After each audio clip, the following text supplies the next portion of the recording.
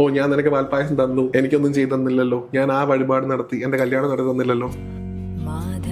ഒരു give and take റിലേഷൻഷിപ്പാ. അതല്ല ഭഗവാൻ അക്സെപ്റ്റ് ചെയ്യുന്നത്. നിങ്ങൾ ആരാണെന്ന് നിങ്ങൾ മനസ്സിലാക്കണം എന്നാണ് ഭഗവാൻ എപ്പോഴും പറഞ്ഞുകൊണ്ടേയിരിക്കുന്നത്. വെണ്ണയുടെ പ്രത്യേകത എന്താണ്? അത് പെട്ടെന്ന് അലിയുന്നതാണ്. ഭഗവാന് പെട്ടെന്ന് അലിയുന്ന മനസ്സാണ് ഇഷ്ടം. വെണ്ണ നിങ്ങൾ കൊടുക്കുന്നത് നിങ്ങളുടെ മനസ്സിന്റെ പ്രതീകമാണ്. മനസ്സെടുത്ത് കൊടുക്കാൻ പറ്റില്ലല്ലോ. ഭഗവാൻ വെണ്ണ മോഷ്ടിക്കും എന്ന് പറയുന്നതിന്റെ അർത്ഥം എന്താ? നിങ്ങളുടെ അലിയുന്ന മനസ്സ്, ആർദ്രതയുള്ള മനസ്സാണ് ഭഗവാൻ നോക്കുന്നതാണ്. ഭഗവാനെ വിളിക്കുന്നത് നിങ്ങൾ ഈ വെണ്ണ നവനീത ചോരാന്ന് വിളിക്കുന്നതിന്റെ കൂടെ വിളിക്കുന്നതാണ് ചിത്ത ചോരാന്ന് വിളിക്കുന്നത്. മനസ്സാണ് ഭഗവാൻ മോഷ്ടിക്കുന്നത്.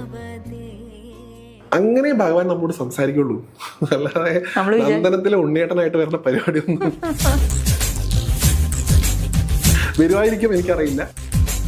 ഗുരുവായൂർ ക്ഷേത്രത്തിന് പ്രത്യേകത, നിങ്ങൾ എന്ത് കൊടുത്താലും അവിടെ എടുക്കില്ല. നിങ്ങൾ താമര കൊണ്ടായി കൊടുത്താൽ അകത്തെടുക്കില്ല, നിങ്ങൾ തുളസി കൊണ്ടേ കൊടുത്താൽ അകത്തെടുക്കില്ല, നിങ്ങൾ പട്ട് കൊണ്ടേ കൊടുത്താൽ അകത്തെടുക്കില്ല, നിങ്ങൾ 2 പവന്റെ മാല കൊണ്ടേ കൊടുത്താൽ അകത്തെടുക്കും.